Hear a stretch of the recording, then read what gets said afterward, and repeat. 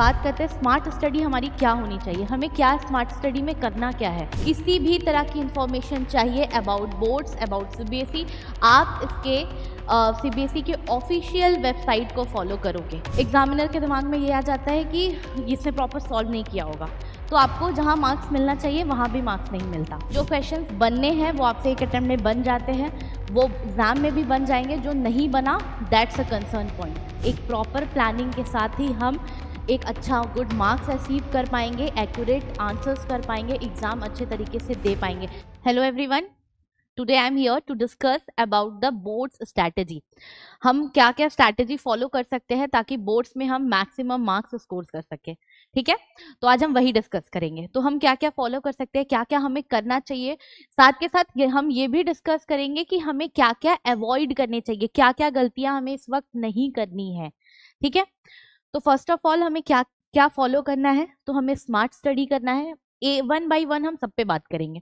दूसरा क्या है, इफेक्टिव आंसर राइटिंग। तीसरा अवॉइड मिस्टेक्स, और चौथा फाइनल प्लानिंग। ठीक है, सबसे पहले हम बात करते हैं स्मार्ट स्टडी हमारी क्या होनी चाहिए, हमें क्या स्मार्ट स्टडी में करना क्या है। तो सबसे पहले जो हमारा मेन फोकस होगा वो होगा एनसीईआरटी। एनसीईआरटी मतलब चाहे वो मैथ्स हो, इंग्लिश हो, एसएसटी हो, हिंदी हो, कोई भी सब्जेक्ट हो, हमें एनसीईआरटी को फर्स्ट प्रायोरिटी देनी है। हमें एनसीईआरटी को अच्छे से पढ़ना है, लाइन बाय लाइन पढ़ना है, एनसीईआरटी के हर एक क्वेश्चंस को सॉल्व करना है। ठीक है, एनसीईआरटी स्किप नहीं होना चाहिए। आप पहले सारे पूरा एनसीईआरटी कवर करोगे, उसके बाद अगर आपके पास टाइम बच रहा है तो आप अदर बुक्स बनाओगे, अदरवाइज नहीं। ठीक है, NCERT our first priority. Okay, दूसरा क्या है, फोकस ऑन चैप्टर वेटेज। हमें फोकस करना है चैप्टर वेटेज पे। चैप्टर वेटेज मतलब कि जो चैप्टर्स जो है मैक्सिमम मार्क्स कैरी कर रहे हैं, उन चैप्टर्स को अच्छे से कंप्लीट करना है। पढ़ना तो हमें सारा चैप्टर्स है, ऑल ओवर चैप्टर्स पढ़ने हैं, लेकिन जो हाई वेटेज चैप्टर्स है, मैक्सिमम मार्क्स स्कोरिंग चैप्टर्स है, उनको हमें ज्यादा फोकस में रखना है, उनके क्वेश्चन ज्यादा लगाने हैं, उनसे प्रैक्टिस ज्यादा करनी है। ठीक है, तीसरा क्या है, पीवाईक्यू रिवील द पैटर्न। हमें पीवाईक्यू सॉल्व करना है। लास्ट टाइम में हम जितना पीवाईक्यू बनाएंगे, हम उतना ज्यादा हमें क्वेश्चंस का आइडिया लगेगा कि सीबीएसई किस पैटर्न को फॉलो करती है। ठीक है, किस तरह से क्वेश्चंस बोर्ड्स में आते हैं। So you have to solve the PYQ on the daily basis. Okay, next, use official CBSE resources.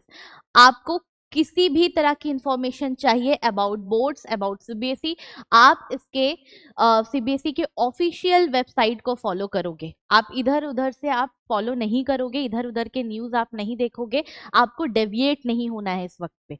ठीक है, आपको जो भी जानकारी चाहिए, आपको जो भी चीजें देखनी है, वो आपको सीबीएसई के ऑफिशियल वेबसाइट से देखनी है। After that, board states concept, not just memory. अब आप जो भी सैंपल पेपर शो करोगे, आप जो भी सैंपल पेपर बनाओगे या जो भी सैंपल पेपर सॉल्व करोगे, उसमें लेटेस्ट क्वेश्चंस होने चाहिए।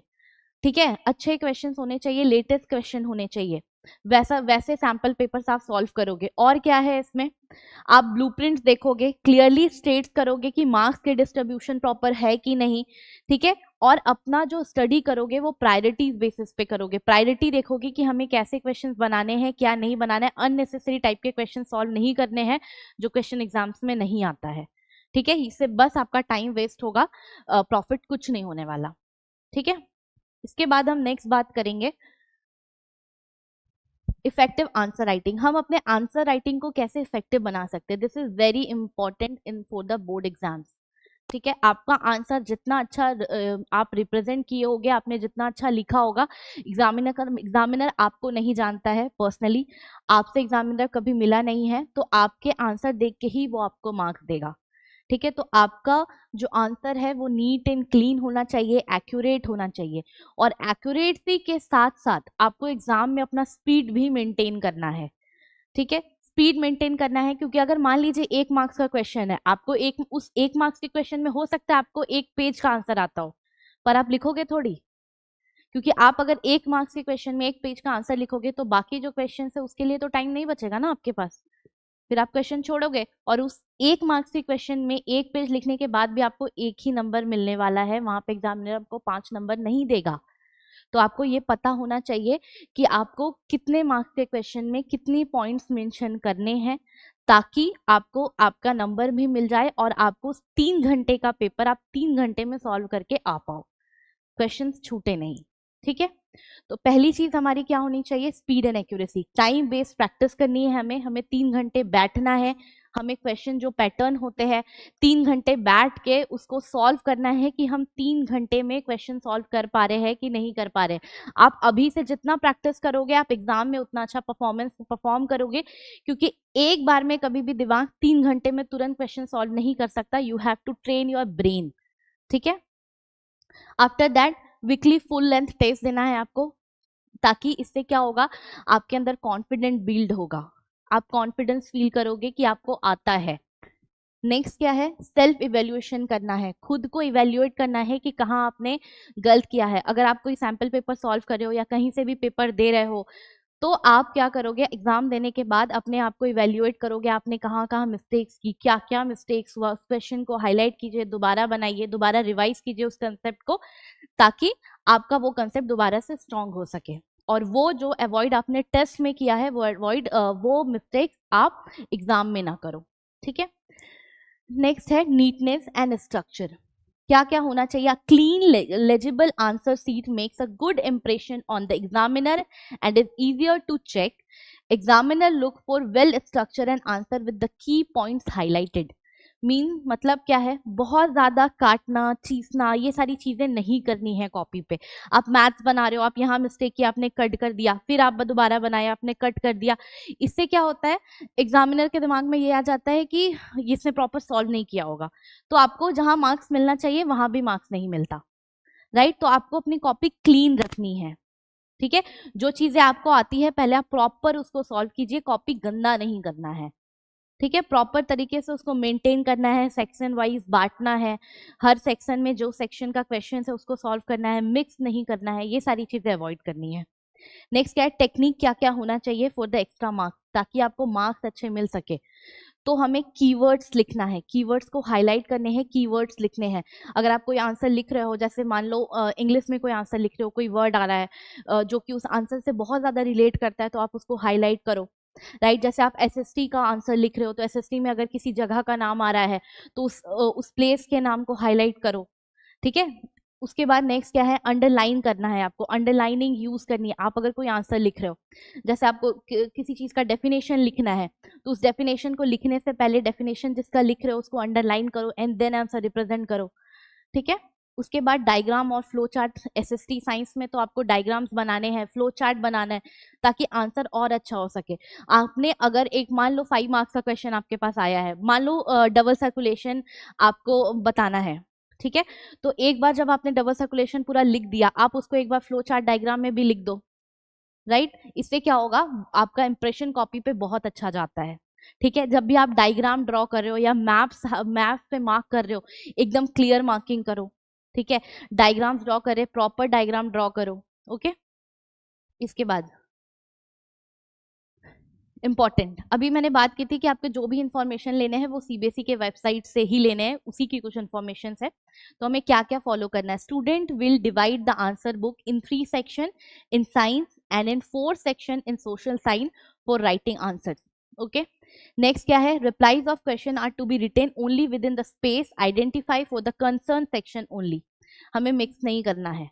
Reply of section should not be written और mixed in any other section. और फोर्थ क्या है, in case if replies are mix this will not be evaluated, marks नहीं मिलेगा and no marks will be awarded. Okay, इसके बाद next क्या है, हमारी प्लानिंग क्या क्या होनी चाहिए, सब्जेक्ट वाइज हम कैसे कैसे काम करेंगे, हम हर सब्जेक्ट को कैसे अच्छा कर सकते हैं।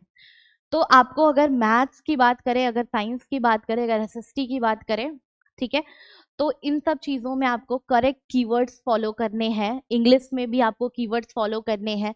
अगर मैथ्स और फिजिक्स बना रहे हो तो प्रॉपर फॉर्मूला लिखना है, स्टेप वाइज सॉल्यूशन लिखने हैं।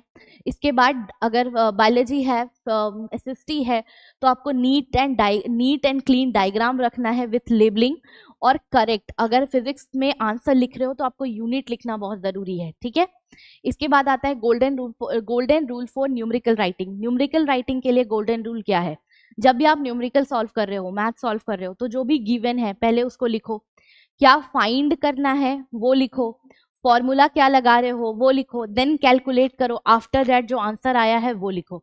ये एक प्रॉपर तरीका है जो आपको एक प्रॉपर फुल मार्क्स दिलवाएगा। ठीक है, नेक्स्ट क्या है, draw perfect diagram, use sharp pencils and a ruler. अगर आप डायग्राम अगर केमिस्ट्री में सॉरी फिजिक्स में बना रहे हो, अगर प्रिज्म है या फिर एंगल बनाना है मैथ्स में, तो आप हाथ से डायरेक्ट मत बनाओ, आप रूलर यूज करो। ठीक है, पेंसिल शार्प यूज करो ताकि कॉपी आपकी नीट एंड क्लीन दिखे।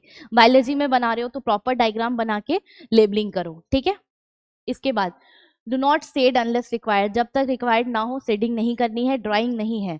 Mention the diagram name, labelling. Okay, after that for writing short and long answer, writing short and long answers कैसे लिखने हैं, हेडिंग देना है। अगर शॉर्ट आंसर्स है तो आप पॉइंट्स यूज करो उस तरह से, अगर लॉन्ग आंसर्स है तो आपको सब ये सारी चीजें फॉलो करनी है, हेडिंग देना है, डायग्राम बनाना है, पॉइंट वाइज एक्सप्लेनेशन करना है, प्रॉपर स्पेस देना है, देन कंक्लूजन लिखना है। ठीक है, देखो ये एक तरीका है, जैसे फिजिक्स में एक नीट एंड क्लीन डायग्राम है, फिजिक्स का डायग्राम है, ये प्रॉपर आंसर रिप्रेजेंटेशन है। ये बायोलॉजी का डायग्राम है, प्रॉपर पॉइंट वाइज फंक्शन लिखा हुआ है। तो ये सारी चीजें आपको फॉलो करनी है। ओके, इसके बाद आता है इफेक्टिव आंसर राइटिंग आप कैसे करोगे। ठीक है, तो अभी जो हम मेनली बात कर रहे हैं सोशल साइंस पे, और बाकी सब्जेक्ट के लिए भी आप यही फॉलो करोगे। Okay, after completing all subject solve PYQ and sample paper minimum 5 to analyse your preparation and focus on your weak areas. यहीं पे हम एक चीज बता दे रहे हैं कि हम जब भी सैंपल पेपर सॉल्व करें, मिनिमम 5 सैंपल पेपर्स हमको सॉल्व करने, मिनिमम। ओके, मैक्सिमम आप जितना भी कर सकते हो। और जब भी आप सैंपल पेपर सॉल्व कर रहे हो, जो क्वेश्चंस आपसे सैंपल पेपर में नहीं बना है उसको हाईलाइट करो, उसको स्टार मार्क करो, ताकि ड्यूरिंग योर रिवीजन टाइम आप उन क्वेश्चंस को दोबारा रिवाइज करो। क्योंकि जो क्वेश्चंस बनने हैं वो आपसे एक अटेम्प्ट में बन जाते हैं, वो एग्जाम में भी बन जाएंगे। जो नहीं बना, दैट्स अ कंसर्न पॉइंट।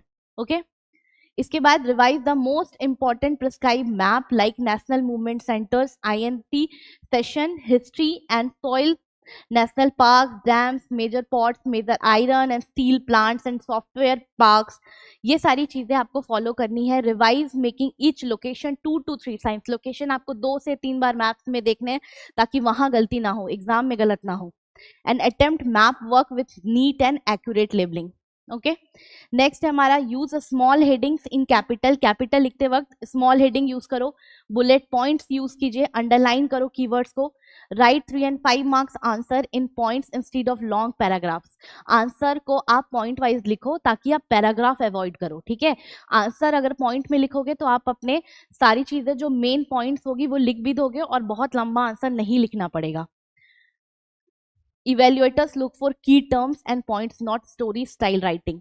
ठीक है, जो आपके एग्जामिनर जो कॉपी चेक कर रहे होते हैं वो आपके मेन पॉइंट्स को देखते हैं, कहानी नहीं पढ़ते हैं वो।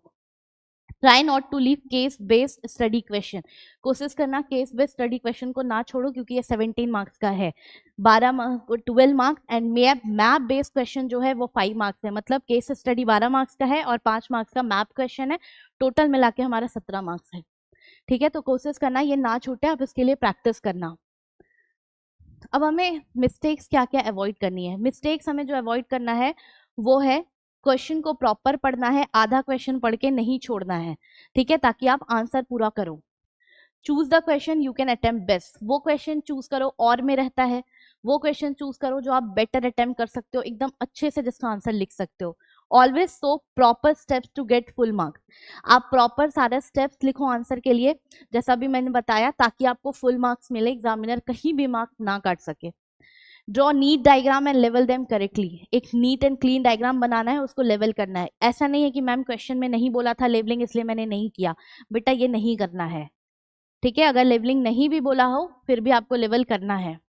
इसके बाद don't waste too much time on one question, अगर किसी क्वेश्चन में स्टक हो गए हो या फिर 1 मार्क्स 2 मार्क्स क्वेश्चन में लंबा आंसर लिख रहे हो, ये नहीं करना है। ठीक है, उसके बाद skip it, move ahead and return later. अगर कोई क्वेश्चन नहीं आ रहा है, मान लो 2 मार्क्स का क्वेश्चन है, 3 मार्क्स का क्वेश्चन है, नहीं आ रहा है, तो उस पर स्टक होके बैठ नहीं जाना है, टाइम वेस्ट नहीं करना है, उस क्वेश्चन को छोड़ दीजिए, आगे बढ़िए, जो आता है वो सॉल्व कीजिए। आफ्टर दैट जब टाइम हो जाए, सारा क्वेश्चन सॉल्व हो जाए, फिर उस क्वेश्चन पे आइए, क्योंकि अगर आप पैनिक मोड में जाओगे तो आप आया हुआ क्वेश्चन भी गलत करोगे या भूल जाओगे। ठीक है, revise only, don't start new chapter. इस टाइम पे, लास्ट टाइम रिवीजन के टाइम, आपको किसी भी तरह का नया चैप्टर स्टार्ट नहीं करना है।